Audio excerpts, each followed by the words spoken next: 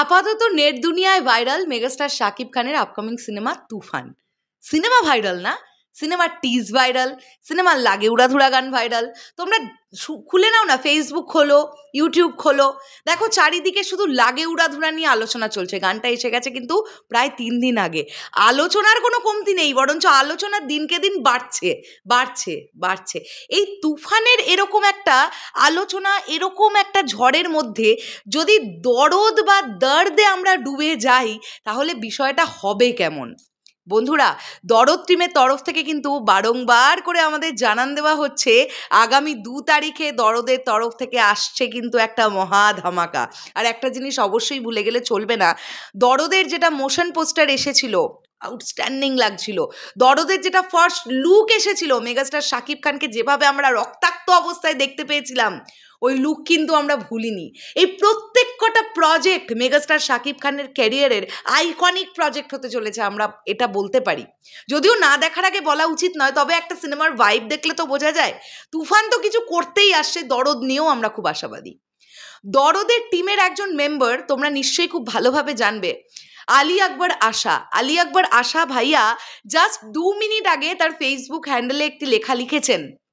তিনি লিখছেন, আগামী 2রা জুন দরদের রাজত্বে থাকবে নেট দুনিয়া, শাকিব খান, তারপরে একটা ফায়ারের ইমোজি। তাহলে কি আসতে পারে দরদের? আমি কিন্তু আইডিয়া করছি পরবর্তী একটা লুক দিয়ে দেবে দরদ টিম আমাদের সামনে। তোমরা অনেকেই বলছো টিজার আসবে, টিজার আসবে। বন্ধুরা, আমার কিন্তু মনে হয় না টিজার আসবে। এত তাড়াতাড়ি কিন্তু টিজার হয়তো আসবে না। লুক আসতে পারে, মোশন পোস্টার আসতে পারে, আরও একটা অনেক কিছু প্রোমো আসতে পারে, বাট টিজার কিন্তু আসবে না। ছবির টিজার এত তাড়াতাড়ি ড্রপ করবে না টিম। রিলিজ ডেট ঘোষণার সঙ্গে সঙ্গেই হয়তো এগুলো আমরা জানতে পারবো।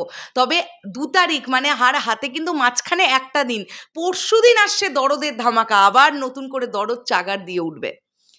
দেখো, এরই মাঝখানে মানে তুফানের এরকম একটা ভয়ঙ্কর পরিস্থিতির মাঝখানে যখন দরদও প্রমোট করছে তাদের নিজেদের ছবি, তার মানেই মানতে হবে দরদের টিমের মধ্যেও কিন্তু দাম আছে ভাই। নাহলে কিন্তু তারা এইরকম একটা সিচুয়েশনে দরদ নিয়ে আসতো না। তুফানের ঝড়টা একদম নেমে যেত, তারপরে তারা দরদ নিয়ে ঢুকতো। কিন্তু না, তারা কিন্তু 2 জুন একটা কিছু নিয়ে আসছে, এবং সেখানে অবশ্যই মেগাস্টার শাকিব খানকে আমরা দেখতে পাবো। নাহলে এই পোস্টার নিচে শাকিব খান লেখাটা থাকতো না। তো আমরা সবাই কিন্তু খুব এক্সাইটেড। তুফান নিয়ে আলোচনা চলছে, আলোচনা চলুক। তাহলে কি দরদ টিম আমাদেরকে এইভাবেই ধীরে ধীরে জানান দিতে থাকছে যে তুফানের পরেই দরদ আসছে? আমরা সবাই কিন্তু খুব এক্সাইটেড। দরদ নিয়ে তোমরা কতটা আশাবাদী অবশ্যই সেটা কমেন্ট করে জানাও। এই দরদ ছবিটা কিন্তু মেগাস্টার শাকিব খানের অন্যতম একটা কি বলবো, অন্য রকম প্রজেক্ট, যেটা প্রথম বাংলাদেশি চলচ্চিত্র প্যান ইন্ডিয়ায় রিলিজ হতে চলেছে। অবশ্যই কিন্তু আমরা সবাই এই সিনেমাটার দিকে তাকিয়ে বসে থাকবো যে এই সিনেমাটার রেসপন্স কেমন আসে।